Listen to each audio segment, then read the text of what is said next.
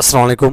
অষ্টম শ্রেণীর প্রিয় শিক্ষার্থীরা কেমন আছো? সবাই আশা করি অনেক ভালো আছো। তোমাদের জীবন ও জীবিকা বইয়ের 120 থেকে 122 নম্বর পৃষ্ঠায় যে কাজগুলো বা ছকগুলো দেওয়া আছে, যে প্রশ্নগুলো, সকল প্রশ্নের উত্তর দেব। তো শুরুতে একটি একক কাজ দেওয়া আছে, ঠিক আছে? তো জুরি বোর্ডের মুখামুখি। তো তোমরা হচ্ছে কিভাবে নিজের প্রোফাইল শো করে, মানে জীবন বিনোদনটা শো করে হচ্ছে কিভাবে, অর্থাৎ জুরি বোর্ডের মুখামুখি হয়ে তুমি হচ্ছে এখানে যেটি বলা আছে, নির্বাচিত পেশার উপযোগী একটি সংক্ষিপ্ত প্রোফাইল তৈরি করে জুরি বোর্ডের মুখোমুখি বসি।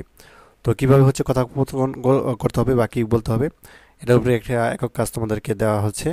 এবং তারপরে 121 নম্বর পেজে কিছু প্রশ্ন দেওয়া আছে, 4টি। এই প্রশ্নগুলো আনসার দিতে হবে। এবং তারপরে হচ্ছে তোমাদের হচ্ছে 22 নম্বর পেজে একটা ছক দেওয়া আছে, এই ছকগুলোর মধ্যে আমাদেরকে জাস্ট টিক চিহ্ন দিতে হবে, ঠিক আছে?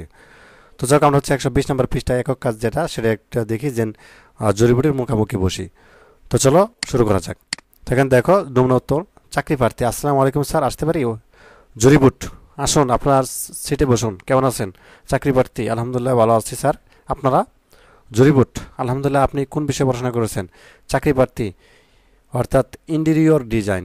জরিবুট: ইন্টেরিয়র ডিজাইন বলতে আপনি কি বুঝেন?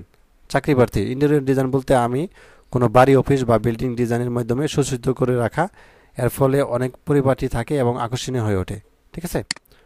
অর্থাৎ অফিস পরিপাটি থাকে এবং কি আকর্ষণীয় হয়ে ওঠে। জরিবুট: একজন ইন্টেরিয়র ডিজাইনের কি কি দক্ষতা প্রয়োজন? চাকরি প্রার্থী: তো একজন ইন্টেরিয়র ডিজাইনের বিল্ডিং সংক্রান্ত কুট নীতিমালা সম্পর্কে জ্ঞান, ডিজাইন সফটওয়্যার ব্যবহার পারদর্শিতা, রঙের মান, ভারসাম্য, ব্যবহৃত কাপড়ের মান, ধরন, স্পেস পরিকল্পনা জ্ঞান ইত্যাদি দক্ষতা থাকা প্রয়োজন। জরিবুট: আপনি কেন এই পেশায় নিজেকে যোগ্য মনে করছেন? চাকরি প্রার্থী: আমি ইন্টেরিয়র ডিজাইন বিষয়ে উচ্চতা ডিগ্রি অর্জন করেছি, এই কাজে আমার অভিজ্ঞতা দক্ষতা আছে। এছাড়া ইন্টেরিয়র ডিজাইনের মাধ্যমে অনেক ফ্যাশন রয়েছে। আমি আমার কর্মদক্ষতা নিজের প্রতিষ্ঠানের উন্নত বই আনবো। চাকরি প্রার্থী: ধন্যবাদ, ঠিক আছে? তো ওইভাবে হচ্ছে একটা লিখতে হবে।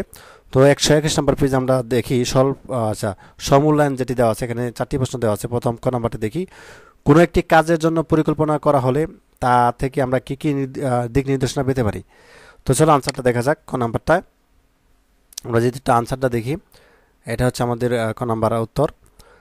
যেমন কি কি নির্দেশনা পেতে পারি, যেমন কার্যকর যোগাযোগ। আমি একটু বড় করে দিচ্ছি। তো 1 নম্বর পয়েন্ট দিতে পারো কার্যকর যোগাযোগ, দৃষ্টিতে দিক নির্দেশনা, পুরো কাজ শেষ সম্পন্ন করতে বা লক্ষ্যে পৌঁছতে একটি সহায়ক গাইড হিসাবে কাজ করে। কাজে অগ্রাধিকার নির্বাচন করা, কাজ চলাকালীন জবাবদিহিতা বৃদ্ধি করা, রিসোর্স সংগ্রহ বন্টনে দিক নির্দেশনা। তো এই কয়েকটা দিলেই হবে, এত বেশি দেওয়ার দরকার নেই। তো খ নাম্বার যেটি বলা আছে যে, মনে করো তুমি একজন ওষুধ বিশেষজ্ঞ, ঠিক আছে, বা ফার্মাসিস্ট, তো অথবা নবায়নযোগ্য শক্তি বিশেষজ্ঞ হতে চাও। সেক্ষেত্রে তোমার অর্থাৎ মাইলস্টোনগুলো কী হবে?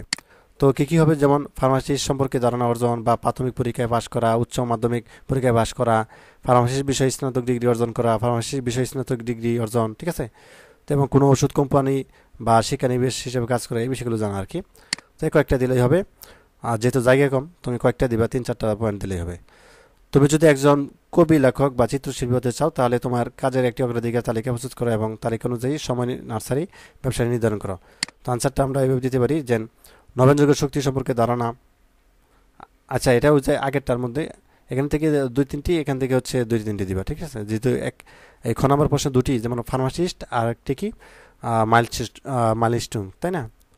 ওষুধ বিশেষজ্ঞ আর একটা কি ফার্মাসিস্ট, দুইটা বিষয় যেহেতু আসছে, নবায়নযোগ্য শক্তি বিশেষজ্ঞ। তো এই দুটি বিষয় চলে আসে, তো এই দুটি বিষয় তোমাদেরকে এখান থেকে দিয়ে দিতে হবে।